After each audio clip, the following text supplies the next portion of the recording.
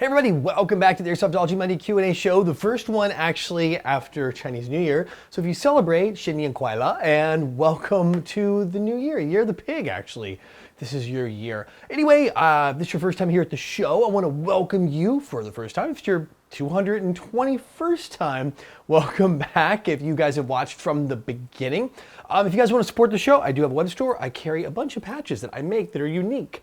You guys can go over there, check them out, free shipping worldwide. The link's in the corner down below.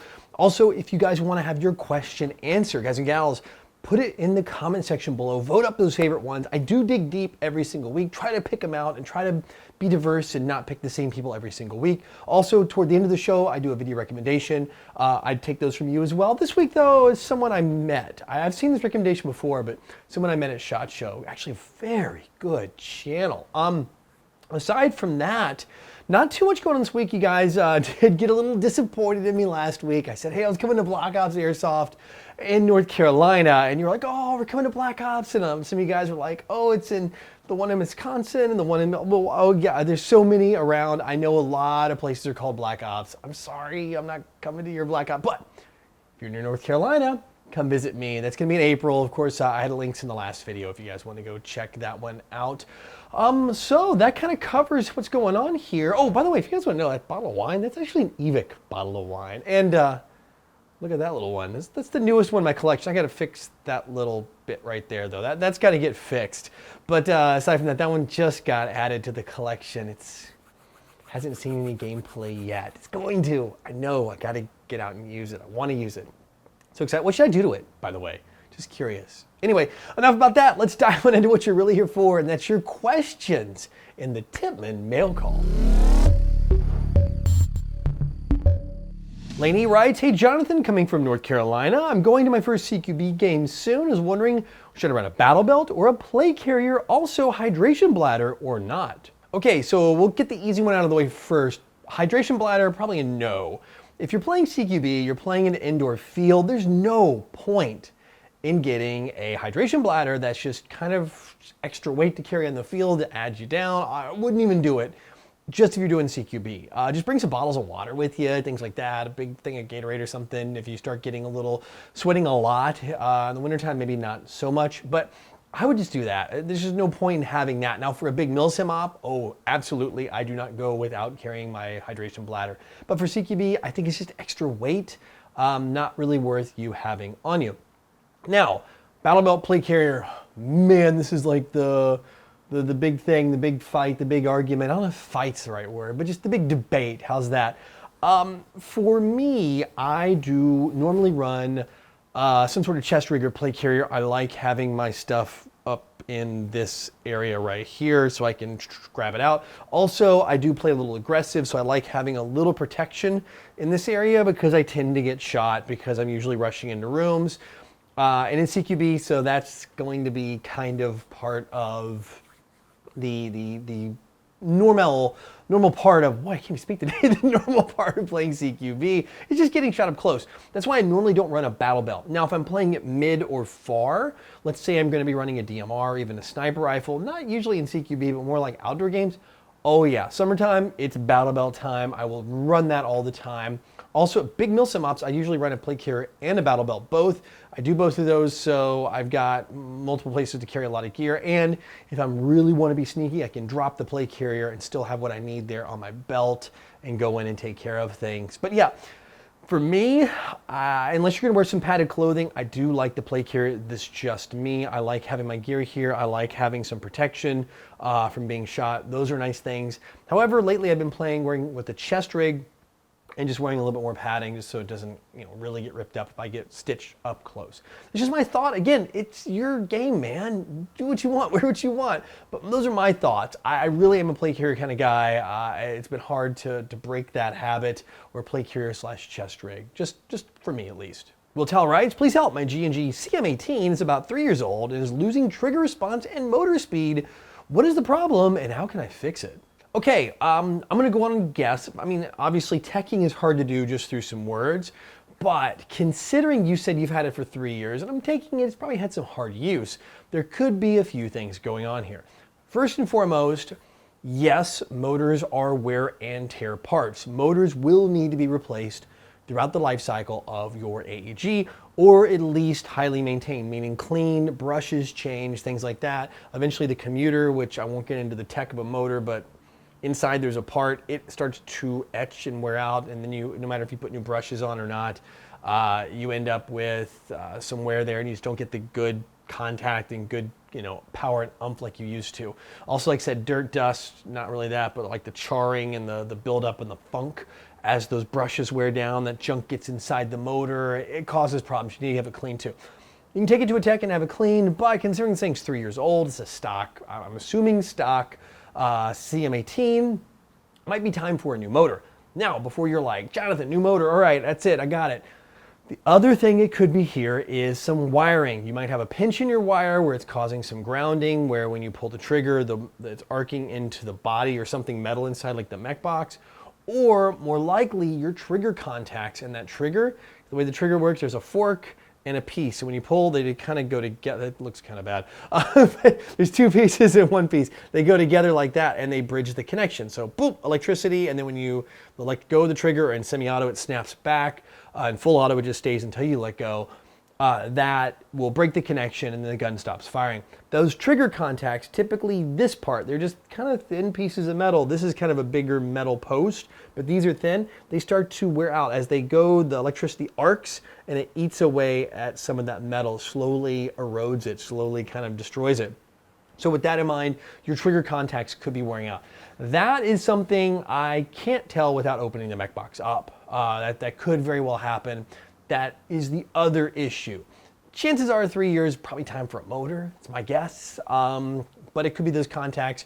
You may be looking at an entire electrical system change.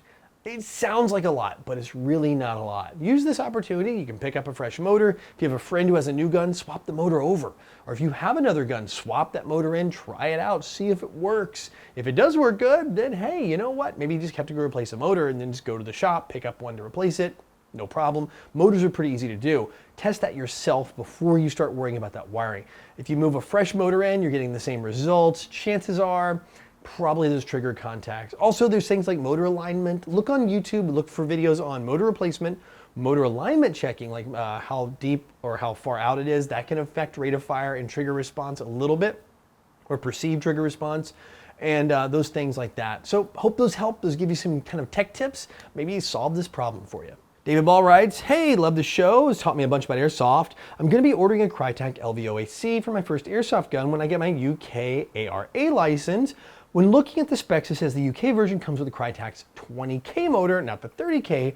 Also, the C has 10 more rounds per second versus the S. So my question is, what the 30K motor would do performance of my gun if I install one versus the 20K?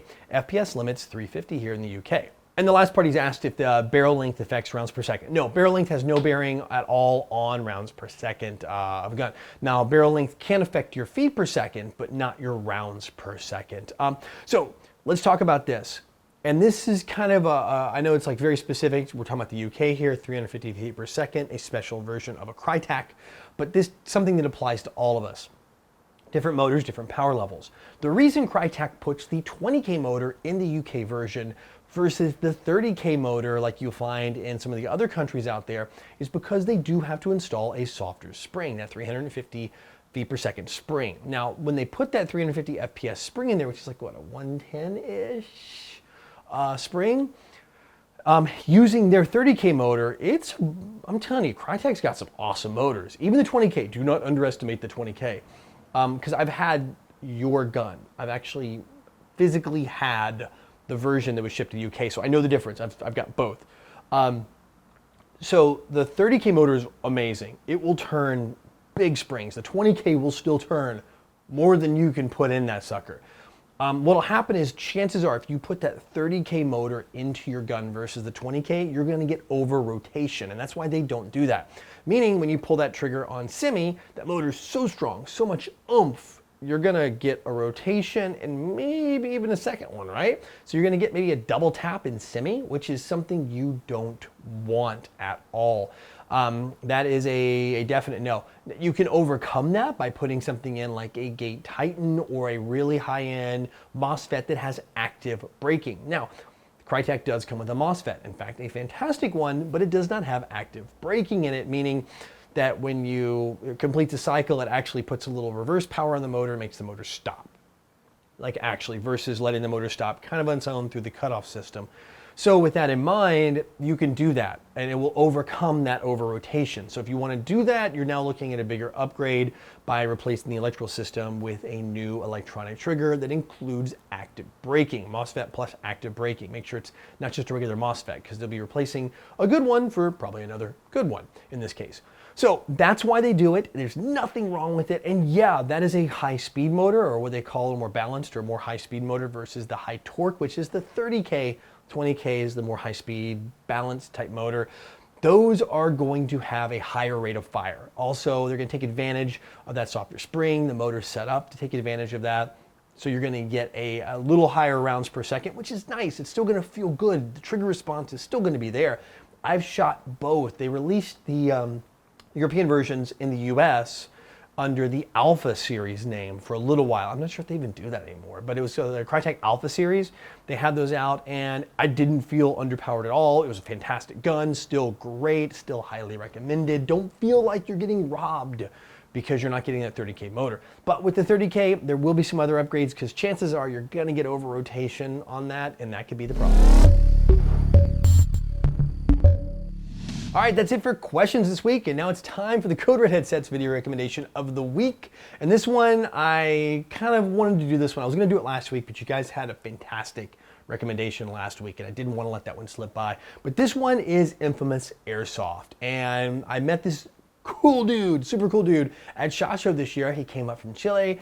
His channel is based out of Chile, and his channel is great. This guy, I never asked him the question, but he's somehow got to be in video editing or marketing for a job. I know he does. He's got to be something in that world. My gut says he is. The video production quality is like way too good for him not to have some experience in that world and bringing it over to this. Either that or he's like just an awesome hobbyist, but I feel like there's something going on here. The channel is fantastic. Deep catalog of videos. The caveat here, the gotcha, is it is all in Spanish, but even though my Spanish is terrible, it's very rusty, I can get a little bit, it still did not detract or keep me from watching and enjoying this channel. The one I have here, it's kind of like Eliminado de Mexico, Medico Equipo Rival. Geez, my Spanish is terrible. I had to look off camera to cheat and read it there. One of the good ones is one of the more recent ones. All of his stuff is good. He's got gameplay, he's got reviews. This guy is really on it. His gameplay, for me, is extremely entertaining. Even with the language barrier, I still don't understand why he doesn't have more subscribers. He's like 57K. It's a pretty big channel right now. I could see him cracking 100K really quick once the word gets out. So if you guys and gals haven't checked this one out, doesn't matter if you speak Spanish or not. I don't. I'm terrible at it. My Mandarin is way better than my Spanish, and I still quite enjoyed this channel. Cool guy, cool channel, definitely worth the watch. It is Infamous Airsoft. As always, I have a link up in the corner, would have popped up at some point over here and down in the description box below. If you go over there and like what you see, mash the sub button on his channel. Let him know I sent you over there. Also, if you guys have a channel you want to promote, including your own, don't forget to put those down there in the comment section below. I love to find all these great new channels, especially ones given over by you. All right, that's it. Thank you so much. Another fantastic week in the books. A new year. By the way, something I forgot, it just slipped by, that quietly this last year, this last week, actually I think quietly during SHOT Show, this is gonna date me, 10 years. 10 years of Airsoftology rolled by. I started thinking, I was like, wait a minute, the first podcast was 2009 in January released. I forget the exact day, I have to go back and really dig it up. And I'm like, wait a minute, it's been 10 years doing this channel. Now, not professionally, I've only been doing it professionally for a handful of years, but as a hobby, started as a podcast, then the videos on Vimeo, I think I put it up first, and then eventually over at YouTube. I think YouTube was like 2011, 2012. I started a couple videos here and there, and then getting serious here in the past handful of years. It has been an amazing 10 years, and I hope to many, many more. Thank you all. By the way, thank you for staying this far in the video to see this part. But anyway, it's just humbling to make it 10 years. Golly, has it been that long? Anyway, until next week, go out, play some airsoft, have some fun, but no matter what you do, call your freaking hits.